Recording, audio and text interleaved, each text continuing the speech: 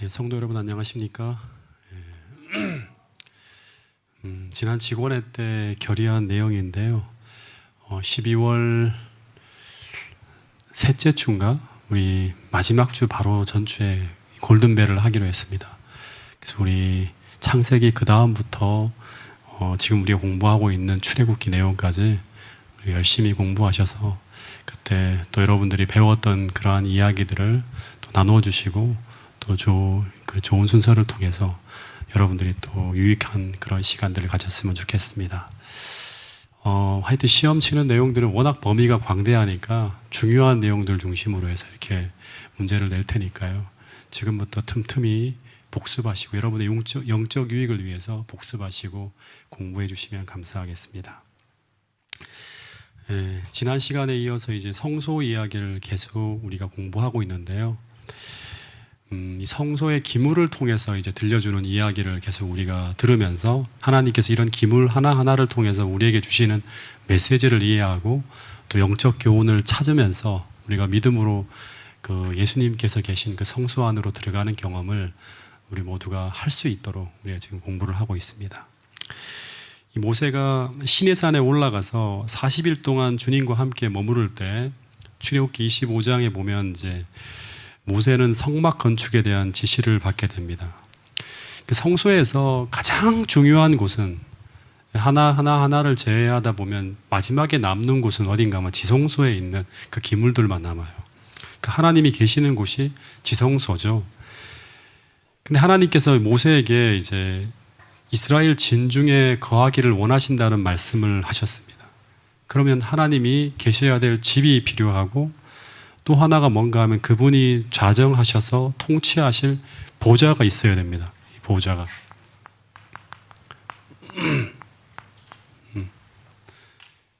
이 보좌라고 하는 건 하나님의 통치가 일어나는 곳이에요.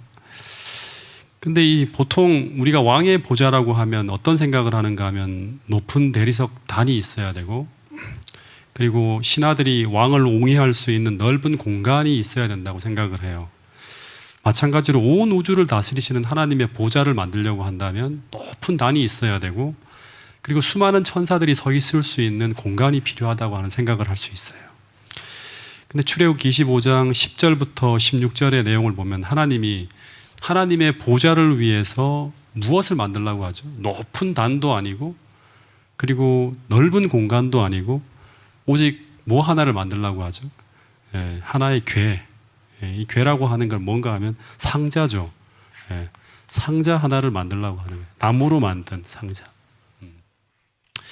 근데 그 나무도 어떤 재료를 사용하라고 하는가 하면 뭐 백향목이라든가 이 당시 레바논의 백향목 같은 경우는 굉장히 이제 고급 그런 어떤 재료인데 백향목도 아니고 미송도 아니고 이 제목으로 쓰기에는 가장 부적합한 나무예요. 이게 뭐냐면 조각목이라고 하는데 이 조각목은 주석을 보니까 아카시아 나무의 일종이라고 합니다. 그러니까 이 조각목은 무엇을 만드는데 거의 쓰지 않는 쓸모없는 나무래요. 근데 하나님이 이 조각목을 사용해서 크기도 작고 그 재료도 보잘것없고 높은 단상도 없고 넓은 공간도 없는 작은 상자 하나만 놓여진 그곳이 바로 하나님의 보좌실이라고 말씀하고 있는 거예요. 그리고 하나님은 그 상자 위에 거하시겠다고 말씀하고 있는 거예요. 여러분 이게 무슨 의미일까요? 여러분 성소는 지상 성소도 있지만 우리 몸과 마음도 하나님의 성소라고 말씀을 드려서 이 개념을 같이 연결시켜야 돼요. 그렇게 본다 그러면 이 쓸모없는 아카시아 나무는 당시로서는 이스라엘 백성을 의미할 수 있어요. 이스라엘 백성들. 근데 하나님이 그들을 택하셨어요. 근데 그들이 택함을 받은 이유는 뭔가 하면 그들이 특별히 뛰어난 자질이 있거나 혹은 그들이 아주 높은 도덕성을 가지고 있는 그런 존재는 아니죠. 그들은 어떻게 본다 그러면 쓸모없는 이 아카시아 나무처럼 이 조각목처럼 너무나 부족하고 모자란 자들이었어요. 그럼에도 불구하고 하나님께서 그들을 부르시고 택하셔서 그 초라한 나무를 어떻게 하는가 하면 금으로 다 입혀요. 이 금으로 입힌다고 하는 것은 영광스럽게 변화시킨다고 하는 거죠. 그리고 그들을 통해서 당신을 드러내시겠다고 하는 거예요. 이 궤를 보면 이 궤를 안팎으로 이제 금으로 입혔다고 했어요. 안팎으로 막 이제 금으로 입혔다고 하는데 이 안팎으로 금으로 입혔다고 하는 이 말은 그들을 하나님께서 겉과 속을 다 변화시킨다고 하는 거예요. 그리고 그들 안에 뭘 넣어둔다? 율법을 넣어두신다고 하는 거예요. 겉만 화려하게 변하는 것이 아니라, 행동만 화려하게 변하는 것이 아니라 우리의 중심까지도 완전히 그리스도의 의로 덮어져서 하나님의 영광을 드러내는데 아무 부족함이 없는 그런 사람으로 하나님께서 만드시길 원하신다고 하는 것입니다. 이 성령의 은혜로 안과 밖이 다 그리스도의 의로 변화되어져서 마치 정금으로 만든 품성 속에 그 중심에 하나님의 법과 하나님의 언약의 말씀을 담아두고자 하신다고 하나님께서는 이 법궤를 통해서 오늘 우리에게 말씀하시고 교훈하시고 있다고 하는 사실입니다. 여러분, 그래서 하나님은 우리의 인격을 하나님의 보좌로 삼으시겠다고 말씀하고 있습니다. 그래서 하나님은 우리 안에서 우리와 만나시고 우리를 통해서 온 세상에 말씀하시겠다고 하는 것입니다. 여러분, 그래서 우리는 하나님이 거하시는 적합한 곳이 되어야 돼요. 그래서 표상적 지상성소에, 이 지상성소에서 모세가 하나님을 만난 것처럼 오늘 우리 안에 하나님의 율법이 거하는 사람은 매일 매순간 우리와 하나님께서 만나주시고 또 우리에게 말씀하시는 그 하나님의 음성을 들을 수 있다고 하는 거예요.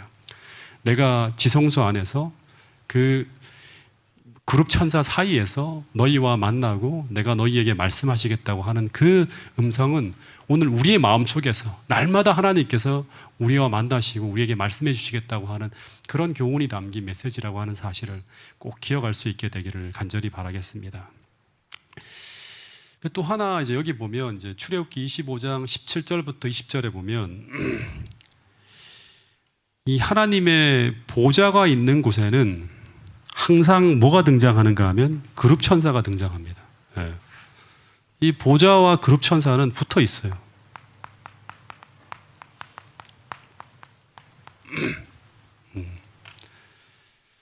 그래서 하나님께서 이제 법궤 뚜껑을 만들 때 이 법궤 뚜껑은 뭐예요? 속죄소 시은좌라고 불리는 하나님의 보좌예요. 근데 이제 여기 본문에 보면 이 그룹들과 뚜껑을 어떻게 만들어라? 붙여서 만들라고 해요. 보좌와 뚜껑이 함께 붙어 있어요. 예. 그래서 이 보좌와 그룹은 떨어져 있지 않고 항상 일체로 움직입니다. 그래서 우리가 이제 이런 상징을 통해 하나 깨달아야 되는 게 뭔가 하면 성경에서 그룹이 나타났다고 하면 하나님 보좌가 등장합니다. 그룹 천사가 나타났다고 하면 하나님의 보좌가 등장하는 거예요. 실제 이제 에스겔서 1장에 보면 또 계시록 4장에 보면 하나님의 보좌가 등장하면 언제나 뭐가 등장한다? 이 내 생물로 불리는 그룹 천사가 등장합니다. 그래서 그룹이 등장했다고 하면 반드시 하나님의 임재 영광이 나타난다고 하는 걸 기억해야 돼요. 그리고 에스겔서 1장에도 보면 이제 하나님의 보좌가 보이고 그리고 보좌가 움직이는 방향으로 내 생물도 같이 움직이는 걸 볼 수 있어요. 그러니까 보좌가 항상 그룹과 일체가 되어져서 하나가 되어 움직이는 장면이 에스겔서 1장에 보면 나옵니다. 그리고 계시록 4장에서도 하나님의 보좌가 보일 때 그 곁에 내 생물들이 보좌 곁에 등장하는 걸 볼 수 있습니다. 그래서 이 성소에서 만들어진 이 표상은 실제 하늘에서 보이는 그 모양을 그대로 보고 모세가 이렇게 만든 거라고 하는 거죠. 근데 물어볼게요. 이 그룹 천사와 하나님 보좌가 처음 나타난 곳이 어딜까요? 이 그룹 천사가 하나님의 보좌가 처음 나타난 곳이 어디일까요? 성경에 보면 어디에서 최초로 이 그룹 천사와 하나님의 보좌가 나타나죠? 네? 창세기 몇 장? 네. 3장이 3장. 네. 창세기 3장에 보면 아담과 하와가 쫓겨나고 난 후에 이제 에덴 동산 출입구에 이 그룹 천사가 나타납니다. 그리고 뭐가 보인다? 화염검이 보여요.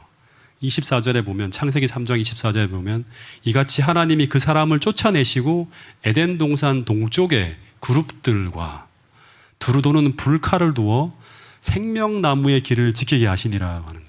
여기 보면 에덴 동산 동쪽은 에덴 동산 동쪽에 출입구가 있었어요. 그 출입구 쪽에 그룹들이 있었다고 하는 거예요. 네. 그 아담과 하와가 범죄하고 난 다음에 그걸 나가고 난 다음에 그 동산 출입구에 그룹들이 등장하고 그리고 더하여서 두루 도는 불칼, 화염검이라고 하죠. 그죠? 이게 놓여졌다고 합니다. 그런데 이 두루 도는 불칼은 무엇을 말하고 있는 것일까요? 다시 말하지만 그룹이 나타났다고 하는 것은 동시에 거기에 뭐가 있다? 하나님의 보좌가 있다고 하는 거예요. 그룹이 나타났다고 하는 건 그룹과 하나님 보좌는 일체잖아요. 그룹이 나타났다고 하는 것은 하나님의 보좌가 거기에 나타났다고 하는 거예요. 즉 하나님의 보좌가 나타났다고 하는 것은 뭐가 나타났다고 하는 거예요? 하나님의 임재가 있다고 하는 거예요. 임재. 그래서 이 두루 도는 불칼은 하나님의 임재의 영광이 뭐다? 셰키나의 영광이라고 말할 수 있죠. 그래서 창세기 3장에 나오는 이 에덴 동산 동쪽 출입문에 보여지는 이 그룹과 불칼의 모습은 하나님이 거하시는 임재의 상징으로 에덴 동산 출입구를 우리는 뭘로 본다? 그룹이 있고 보좌가 있으면 뭐가 있는 거예요? 이게 뭐예요? 이 장소가 어디예요? 지성소잖아요. 지성소. 그래서 이거를 창세기 3장에 나오는 이 두루 도는 불칼과 그룹 천사가 있는 이 에덴 동산 동쪽 출입구를 가지고 우리는 뭐라고 하는가 하면 최초의 성소, 곧 원시 성소라고 하는 거예요.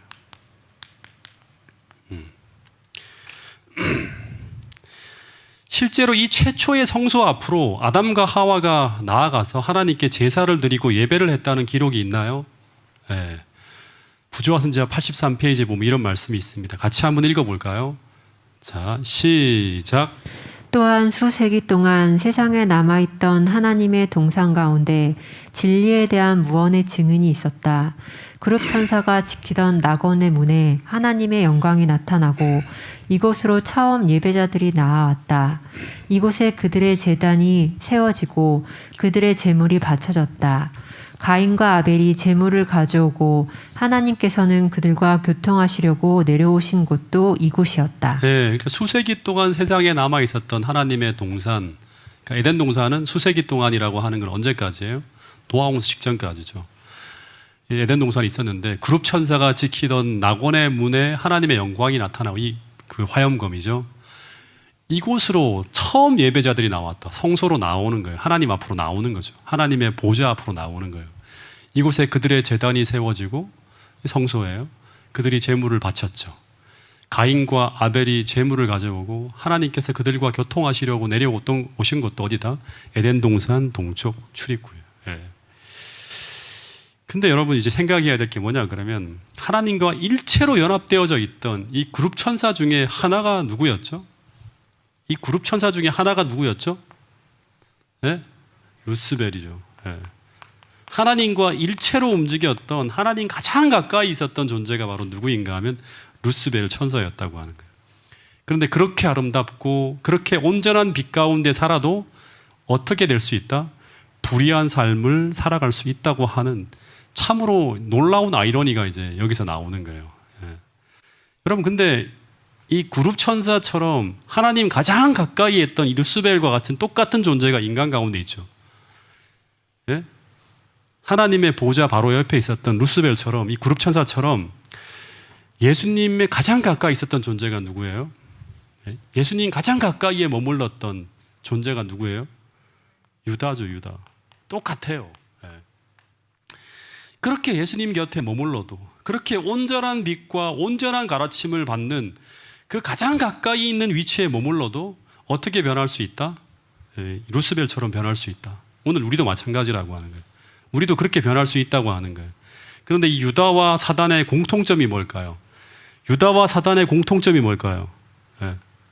유다와 사단의 공통점은 하나님 보좌 가장 가까이 예수님이 인간으로 임재하신 바로 가장 가까이에 머물러 있었지만 변화받지 못하고 오히려 악하게 변해갔던 거고 공통점이 하나고 두 번째는 뭐냐 그러면 그들이 그렇게 변해간 이유 중에 하나가 바로 뭔가 하면 교만이에요. 교만이라고 하는 거예요. 네. 마찬가지로 오늘 우리가 사단의 마음을 품고 우리가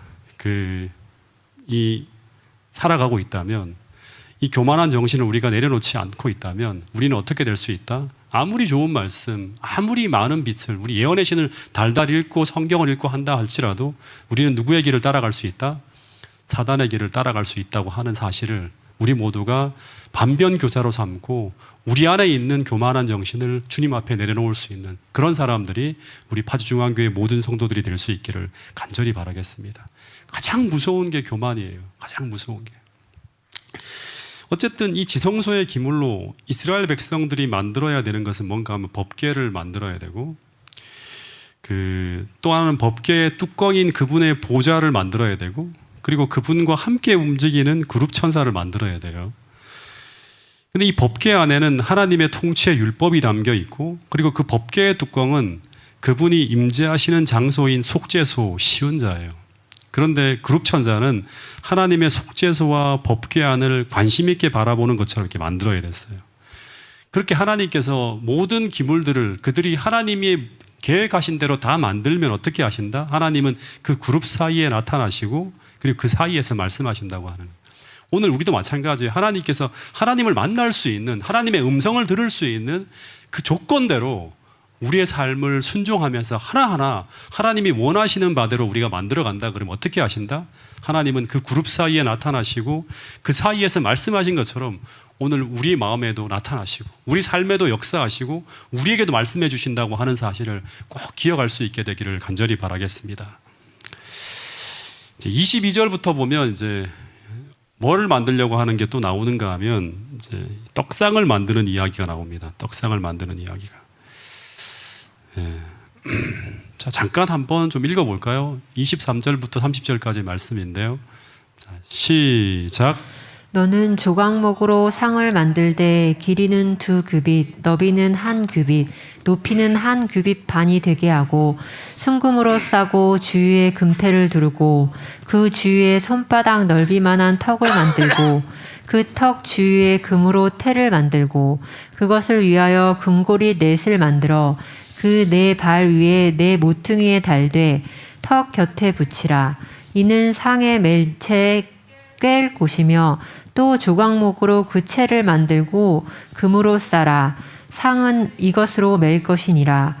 너는 대접과 숟가락과 병과 붓은 잔을 만들되 순금으로 만들며 상 위에 전설병을 두어 항상 내 앞에 있게 할지니라. 예, 상 위에 진설병을 두어 항상 내 앞에 있게 할지니라. 이 진설병이라고 하는 말이 있는데요. 진설병. 이 진설병이라고 하는 거는 진설에 놓는 떡이죠. 그죠? 진설에 놓는 떡인데 영어로 하면 쇼 브레드라고 합니다. 쇼 브레드. 이게 무슨 말인가 하면 보여주는 떡이에요. 보여주는 떡. 그러니까 이제 뭔가 의미를 담아서 하나님께서 이 진설병을 이제 그 떡을 진설하라고 하는 것인데, 이 진설병이라고 하는 단어를 제가 원어로 보니까 얼굴이라고 하는 단어인 파님이라고 하는 이제 히브리어를 썼더라고요. 얼굴. 그리고 30절에 보면 진설병을 내 앞에 있게 하라고 할 때 이 내 앞에 있게 하라고 하는 이 단어도 뭔가 하면 파님이에요. 얼굴이라고 하는 단어. 그러니까 진설병을 직역하면 뭔가 하면 얼굴 앞에 놓인 떡, 면전에 놓인 떡이에요. 그러니까 하나님 앞에 놓여진 떡이에요. 하나님 앞에 놓여진 떡. 그러니까 하나님께 드려진 떡 혹은 봉정의 떡이라고 합니다. 그러니까 드려진 떡이에요. 하나님께. 이 드려진 떡을 통해서 우리가 그걸 보면서 뭔가 의미를 우리가 깨달아야 되는 거예요. 예. 이 떡을 진설한 이유가 뭘까? 생각을 해야겠죠. 하나님이 교훈을 하나하나 주시는 거예요. 근데 하나님이 하나님 앞에 보이기 위해 진설해야 되는 떡을 진설하는 뭘 만들라? 떡상을 만들라고 하는 거예요. 떡상을. 예. 이 떡상은 성소 첫채간에 이제 성막으로 쭉 들어가면 이제 그 오른쪽 북쪽에 이제 위치한 게 이제 떡상이라고 합니다. 예. 여기 보면 이제 떡상이 있죠. 우리가 이제 그 물두멍을 번제단을 거쳐서 물두멍을 거쳐서 이제 이 성막을 딱 들어가면 이제 이 북쪽 오른쪽에 위치한 게 떡상이에요. 이게 놓여진 게 위치적으로 보면. 근데 이 떡상의 크기는 법궤보다는 조금 더 작고요. 높이는 똑같아요. 예. 법궤는 길이가 2규빗 반이니까 1m 12cm 정도 되고 넓이는 1규빗 반 67.5cm, 높이도 67.5cm. 떡상은 길이는 2규빗이에요. 45cm가 1규빗이니까 90cm예요. 그러니까 법궤는 1m 12cm, 떡상은 90. 그러니까 조금 더 작죠, 그렇죠? 그리고 넓이는 1규빗 45cm예요. 근데 법궤는 67.5cm니까 사이즈도 조금 작아요. 넓이도. 높이는 똑같아요. 67.5cm로. 그러니까 떡상은 법궤보다 조금 작고 높이는 같은 사이즈. 예. 근데 이 떡상도 전부 순금으로 싸고 주위도 금태로 두르고 그리고 나중에 이동해야 되기 때문에 고리넷을 가지고 이제 거기에 채를 매달아서 이제 이동시키는 어떤 그런 이제 그 형태로 만들었는데, 근데 30절에 보면 하나님께서 어떻게 하라고 하는가 하면 이 떡상 위에 떡을 진설해서 항상 하나님 앞에 있게 하라고 합니다. 제사장은 항상 이 떡을 하나님 앞에 있게 해요. 이걸 가지고 우리 다니엘서 공부하신 제자훈련반 팀들은 알죠. 타미드. 항상 진설해야 돼요. 항상 제사장. 끊임없이 진설해야 되는 거예요.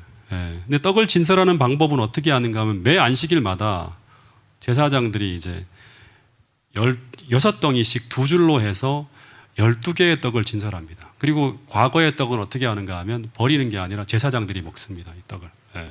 그래서 매 안식일마다 새로운 떡으로 이렇게 진설해 놓습니다. 그래서 이 매주 새 떡으로 갈아야 되는데 이 떡은 어떤 떡인가 하면 누룩을 넣지 않은 떡입니다. 근데 이 떡이 상징하는 의미가, 우리는 누룩을 넣지 않은 떡 하면 바로 떠오르죠. 그죠? 누룩을 넣지 않은 떡 하면 죄가 없으신 그리스도를 생각할 수 있겠죠. 예. 그래서 요한복음 6장 48절부터 51절에 보면 이제 예수님이 이 성소에 있는 이 떡을 이제 생각하시고 또 만나를 생각하시면서 뭐라고 하는가 하면 내가 하늘로부터 내려온 산떡, 하나님 앞에 항상 진설되어 있는 산떡, 생명을 주는 떡, 너희들에게 생명을 주는 떡이라고 말씀하셨어요.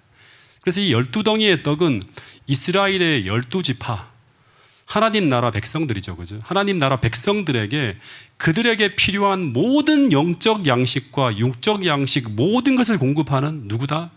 그리스도를 상징한다고 하는 거예요. 예. 그들에게 필요한 영적 양식과 육적 양식, 그들이 하나님 보좌 앞으로 나가고 하늘 가나안을 향해 나갈 때 필요한 모든 육적 양식과 영적 양식, 영적 양식만이 아니에요. 육적 양식까지 다 공급하시는 그리스도를 상징한다고 하는 거예요. 이것을 먹어야지만 그들은 어디로 갈 수 있어요? 하나님 보좌 앞으로 나갈 수 있는 거예요. 여러분, 그래서 부조화 선지자 354페이지에 보면 이런 말씀이 있습니다. 진설병은 항상 드리는 제물로서 여호와 앞에 늘 놓여 있었다. 하나님 앞에 늘 진설하는 거예요. 그렇게 함으로 그것은 매일 드리는 제물의 일부가 되었다. 그것은 여호와의 면전에 항상 있으므로 진설병, 차려놓는 떡이라고 불렀다. 그 떡은 사람이 영적 양식과 육적 양식 모두를 주께 의존한다는 것. 사람이 이런 물질적인 떡만으로 사는 게 아니라 여호와의 말씀으로 산다고 하는 걸 그대로 보여주는 거죠. 그죠? 또 그리스도의 중보를 통해서만 그것을 받는다는 것을 인정하는 표였다. 하나님께서는 이스라엘이 광야에 있을 때 하늘에서 내리는 떡을 내리사 그들을 먹이셨으며 그들은 영적 축복과 육신적 양식을 그분의 관대하심에 계속 의존하고 있었다. 그분의 자비와 그분의 희생과 그분의 은혜에 계속 의존하고 있는 거예요. 만나와 진설병은 둘 다 우리를 위하여 하나님 앞에 항상 계시는 산떡, 곧 그리스도를 가리킨다. 그분은 친히 나는 하늘로서 내려온 산떡이라고 말씀하셨다. 이 12덩이의 떡은 매일 하나님으로부터 받는 생명의 축복에 대해서 12지파가 드린 영속적인 감사, 주님, 저희들이 매일같이 주님으로부터 영적 축복과 육신적 축복을 받고 있습니다라고 하는 그 감사를, 매일매일 감사를 드리는 제사와 같은 거라고 하는 거예요. 여러분, 이런 표상을 볼 때 우리는 이 표상들로부터 무엇을 깨달아야 될까요? 이런 기물들이 우리에게 주는 교훈이 있잖아요. 그죠? 첫 번째는 이 생명의 떡은 그리스도의 십자가의 희생을 통해 우리에게 이르러 온다고 하는 것을 우리가 생각해야 돼요. 그렇기 때문에 예수님의 십자가의 희생에 대해서 감사해야 되고, 첫 번째. 두 번째는 그리스도인은 매일매일 하나님이 주시는 영적, 육적 축복으로 살아가는 사람들이다. 즉, 사람이 우리의 노력이나 우리의 힘이나 우리가 하는 어떤 그런 구하는 어떤 이 얻는 떡으로 사는 것이 아니라 하나님의 은혜와 약속의 말씀을 의지해 살아간다고 하는 것을 계속 끊임없이 우리에게 가르쳐주고 있는 게 무엇인가 하면 바로 이 12덩이의 떡상이라고 하는 거예요. 진설병이라고 하는 거예요. 여러분, 그래서 매일매일 그분께서 주시는 영적, 육적 축복을 받지 않으면 우리는 매일 매순간 온전하게 살 수 없다고 하는 사실을 꼭 기억할 수 있게 되기를 간절히 바라겠습니다. 여러분, 하나님의 보좌 앞으로 나가는 사람들은, 즉 하늘 가나안을 향해 나가는 사람들은 매일매일 예수님을 통해 우리에게 주시는 그 생명의 떡을, 우리가 하나님의 축복과 그 은혜를 날마다 믿음으로 구하고 그것을 경험하고 누리며 살아가는 사람들이 바로 영적, 육적 생명과 힘을 얻을 수 있는 이 참된 그리스도인이라고 하는 사실을 꼭 기억할 수 있게 되기를 간절히 바라겠습니다. 또 하나 이제 우리가 이제 마지막으로 좀 공부해야 될 게 뭔가 하면 이 출애굽기 25장 31절부터 40절까지에 보면 이제 여기 뭐를 만들려고 하는가 하면 성소 첫째간의 기물 중에 또 하나 우리가 보아야 될 것이 뭔가 하면 금등대예요. 금등대. 일명 금촛대라고도 하죠.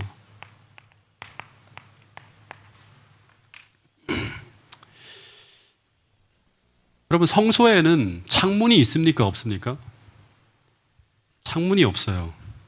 그래서 성소를 조명하는 유일한 빛은 이 등대에서 비쳐 나오는 이 빛입니다. 네.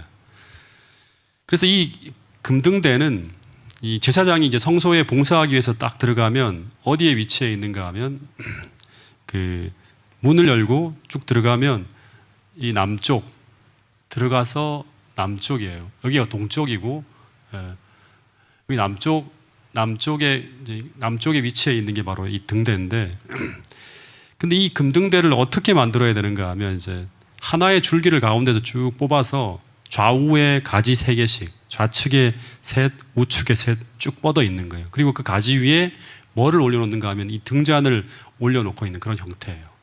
이런 형태죠.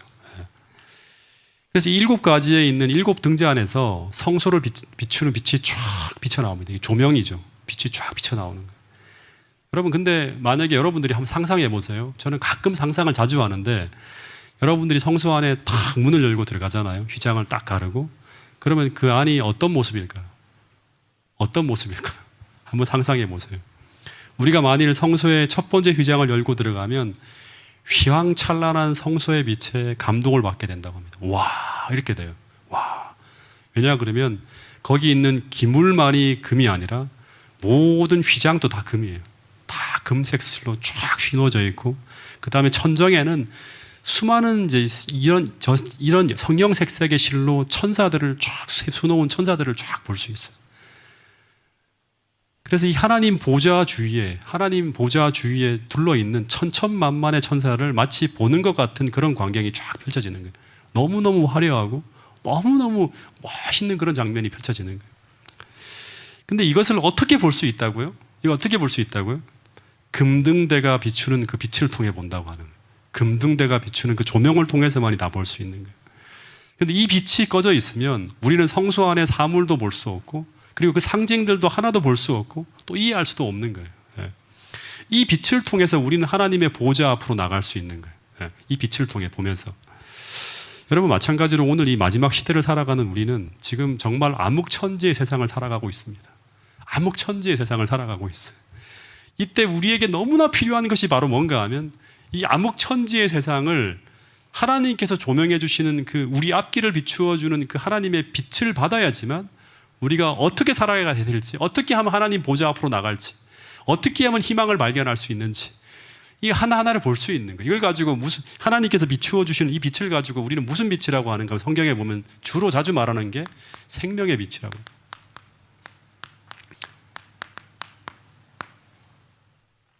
혹은 구원의 빛, 소망의 빛.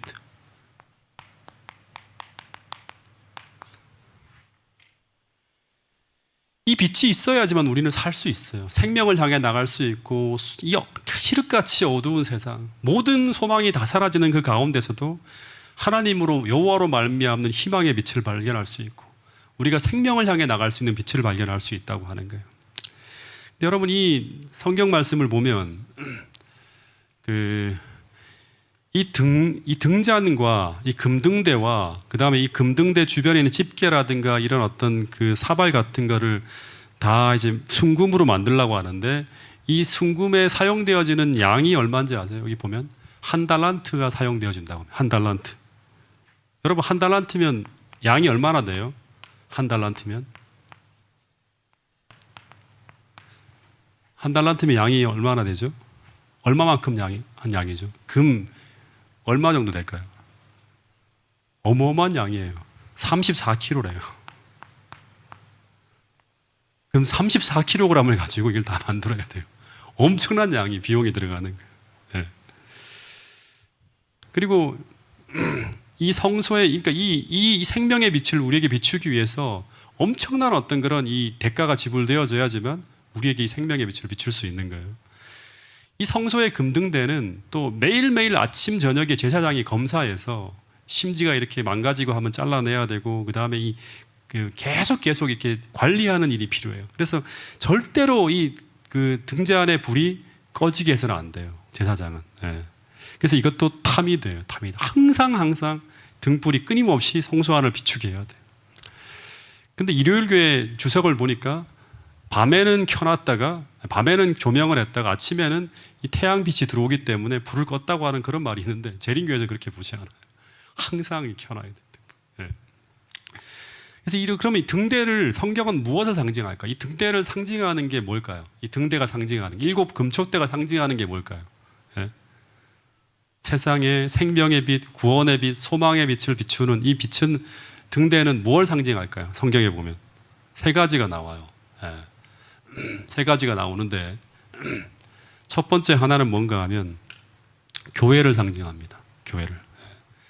더 정확하게 말하면 교회를 밝히는 성령의 능력을 상징해요. 그러니까 교회를 밝히는, 교회가 빛이 날 수 있도록 교회를 밝히는 성령의 능력을 상징한다고 합니다. 예. 그러니까 교회가 빛을 받기 위해서는 어떻게 해야 될까요? 성령과 연결되어져 있어야겠죠. 예. 스가랴서 4장 2절 6절에 보면 이 순금등대의 비유를 통해서 이 모습을 잘 설명하고 있습니다. 그리고 계시록 1장 12절부터 20절에 보면 7 금초대는 전부 뭘 상징하죠? 7 교회를 상징하죠. 예, 7 교회를 상징합니다. 그래서 이 성령이 7 교회를 계속 풀 서포트하고 있는 것을 계속 의미를 가르쳐주고 있는 거예요. 예, 성령이 교회들에게 하시는 말씀을 들을 때마다 교회는 어떻게 된다? 성령의 순종함에 나갈 때, 의지함에 나갈 때 교회가 세상을 비추는 이런 어떤 등대 역할을 할 수 있는 거예요. 이 암흑천재의 세상에 빛을 비출 수 있는 거예요. 그래서 오늘 우리도 마찬가지로 이 파주중앙교회는 성령을 통해서만 그 빛을 받아야지만 세상의 등대 역할을 할 수 있다. 여러분 이걸 꼭 명심해야 돼요.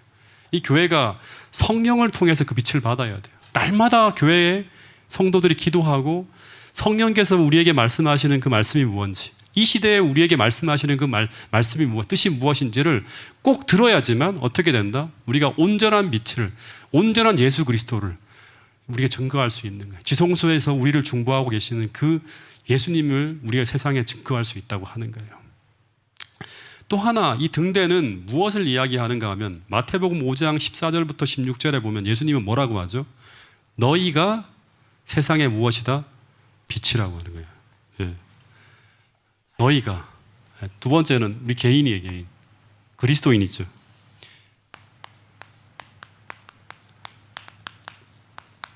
우리 한 사람 한 사람이 다 뭐다? 세상의 빛이라고 하는 거예요. 예. 그래서 하나님의 백성들 개개인들이 똑같아요. 성령을 통해서, 그리스도의 십자가를 통해서 뭐가 되어서, 제가 서두에도 말한 것처럼 성화가 되어서, 성화, 거룩하게 그리스도를 반사할 수 있을 만큼 변화가 되어지는 거예요. 그래서 영적, 도덕적 선한 삶을 통해서, 너희의 착한 행실을 통해서 어떻게 알아? 하나님께 영광을 돌리게 하는 삶을 살아가는 그리스도인이 바로 누구다?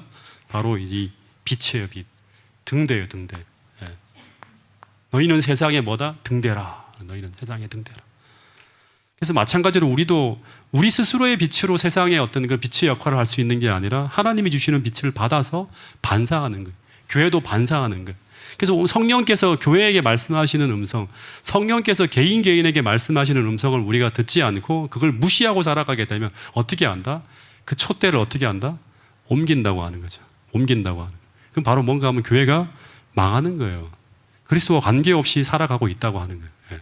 하나님의 뜻을 이루지 않고 존재해봤자 하나님과 전혀 상관없는 어떤 교회 일을 하는 거예요. 종교의식만 하고, 유대인들이 그랬던 것처럼.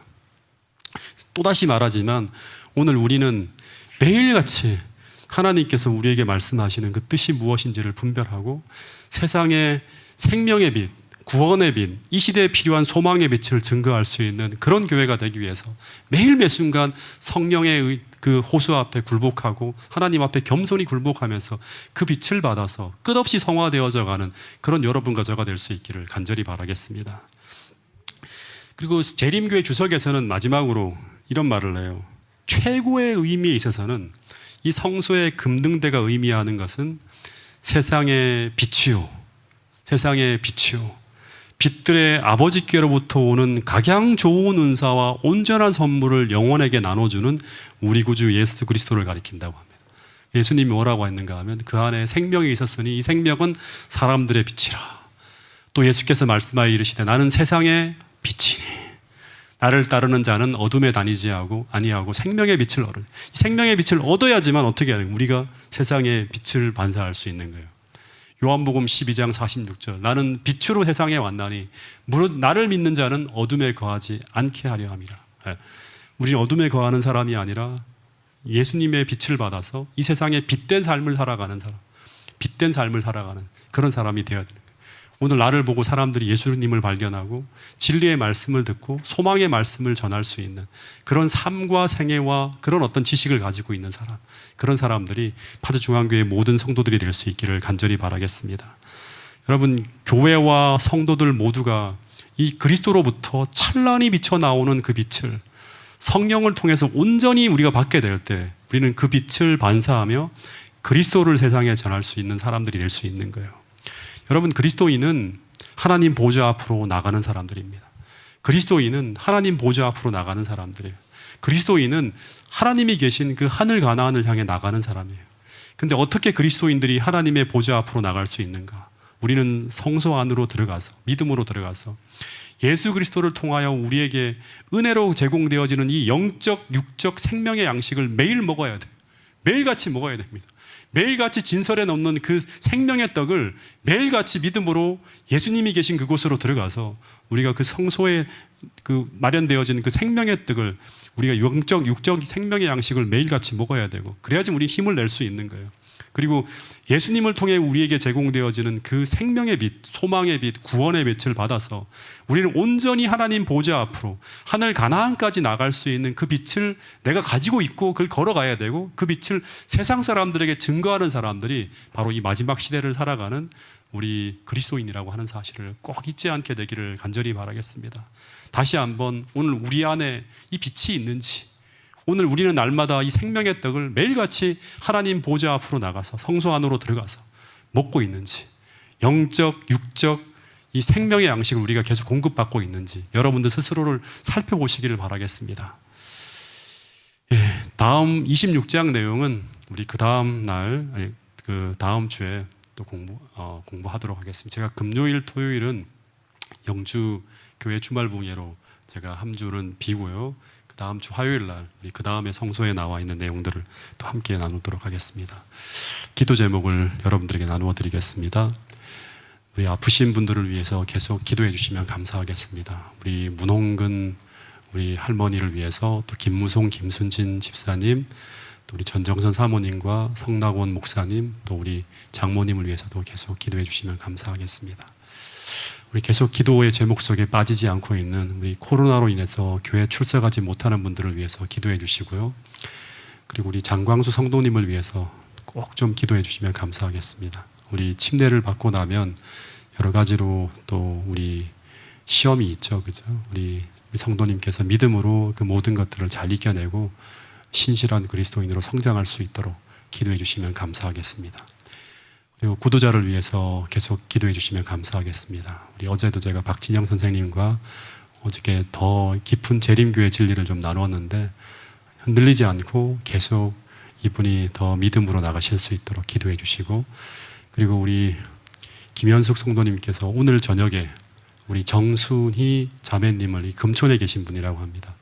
오늘 나오기로 약속을 했다고 하는데 나오시는 것을 우리가 보고 또 우리가 함께 오늘 첫 시간 공부를 잘 마칠 수 있도록 우리 특별히 정순희 우리 자매님을 위해서 기도해 주시면 감사하겠습니다.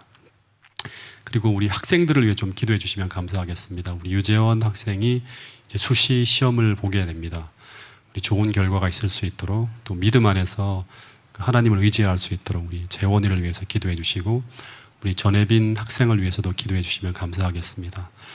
안식일마다 교회에 나오는 것이 아무 불편함이 없을 수 있도록 또 하나님을 잘 만날 수 있도록 기도해 주시고 또 우리 김정우 학생을 위해서 기도해 주시면 감사하겠습니다. 이번 안식일 교회에 처음으로 나오게 됩니다. 우리 정우가 교회에 잘 적응하고 또 하나님을 잘 알아갈 수 있도록 우리 김정우 학생을 위해서 기도해 주시면 감사하겠습니다. 우리 개인 기도 시간을 가진 후에 우리 마치는 또 시간을 갖도록 하겠습니다.